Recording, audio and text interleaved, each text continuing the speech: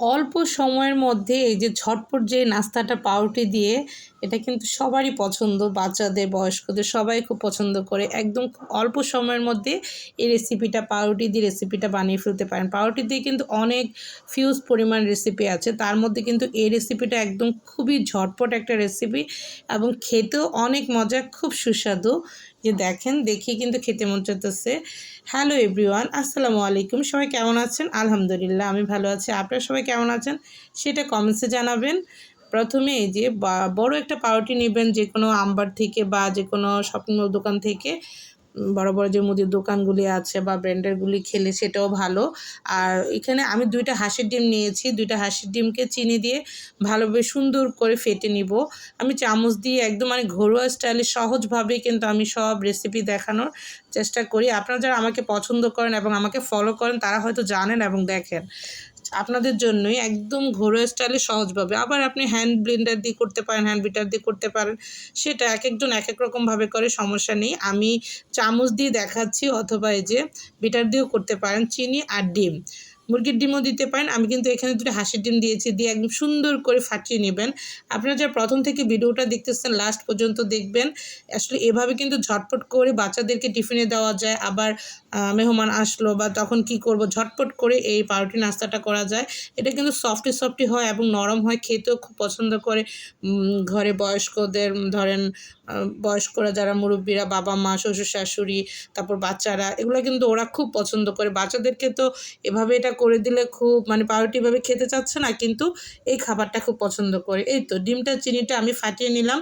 নেওয়ার পর একসাথে এই যে একদম সুন্দর করে আমি এটাকে আরও করব।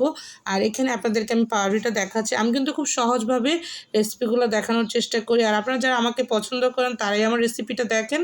আর তার জন্য আপনাদেরকে অসংখ্য ধন্যবাদ। এবং যদি আপনারা ভালো লাগে শেয়ার করে দিবেন এবং সুন্দর করে যে দেখেন, সুন্দর সুন্দর কমেন্টস করেন, তাদের জন্য আমি আপনাদেরকে বলছি অসংখ্য ধন্যবাদ। এই যে আমারটা ফাটিয়ে যাওয়ার পর তারপর আমি ডিম চিনি যখন সুন্দরভাবে ফাটিয়ে নিয়েছি, একদম মিক্সড হয়ে গিয়েছে। তারপর এখানে এই যে পাউরুটিটা চুবিয়ে চুবিয়ে একদম চুলার যে গ্যাসের ফ্লেমটা একদম লো হিটে করে কিন্তু ওয়েলটা দিয়ে গরম করে নিতে হবে। হাই হিটে করলে কিন্তু এটা পুড়ে যাবে, সেদিকে খেয়াল রাখতে হবে। আর আমার ইউটিউব চ্যানেল হচ্ছে নাহিদাস লাইফ অ্যান্ড রেসিপি। আপনারা সাবস্ক্রাইব করবেন এবং ভালো ভালো লাগলে শেয়ার করে দিবেন। সুন্দর সুন্দর আপনারা যারা কমেন্টস করেন তাদেরকে অসংখ্য ধন্যবাদ। আপনাদের জন্য আমি আবার ভিডিও বানাই। আমিও আপনাদেরকে অনেক ভালোবাসি এবং অনেক মিস করি। আর একটা ভালো কথা, আমার যে কিচেনটা, রান্নাঘরটা, সেটা কিন্তু একদম আমার যে জানলাটা আছে, সে জানলাটা থেকে দেখেন রোদ্রটা আসতেছে। সকালের যে মানে 7টা 7:30টার দিকে রোদটা এই যে একদম, তখন এই দেখেন সকালবেলায় কিন্তু আমি বাচ্চাদেরকে টিফিনের জন্য বানাচ্ছি। এই যে সকালের যে রোদটা দেখেন পাউরুটির মতো লাগতেছে, সেটা আমি আপনাদের কাছে শেয়ার করলাম। আমার সব কিছু যা পারি সাধ্যের মধ্যে আমি আপনাদের কাছে শেয়ার করি, বলি এবং দেখাই। কারণ আপনারাই তো সব কিছু, আপনাদের জন্যই আমি আবার ভিডিও মেক করি এবং আপনারা সুন্দর সুন্দর কমেন্টস করেন, শেয়ার করেন। তার জন্য আবার আপনাদেরকে মানে বানিয়ে দেখাই এবং আপনাদের সাথে কথা বলি। আপনারা যারা দূর দূরান্ত থেকে এবং নতুন যারা, তাদেরকে আমি অনেক অভিনন্দন জানাচ্ছি। কারণ এক্সপার্ট রাঁধুনি যারা তারা পারে, আবার নতুনরা দেখা যাচ্ছে বুঝে না, জানে না, তারা দেখবেন সমস্যা নাই।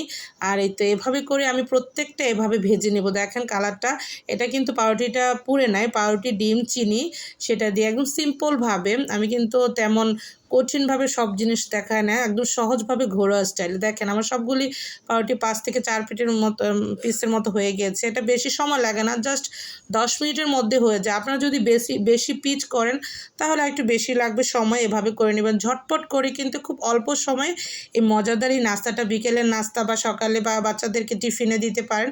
এভাবে কিন্তু করে নিতে পারেন। এই তো হয়ে গেল আমার এই যে পাউরুটির যে নাস্তাটা। সবাই ভালো থাকবেন, আল্লাহ হাফেজ।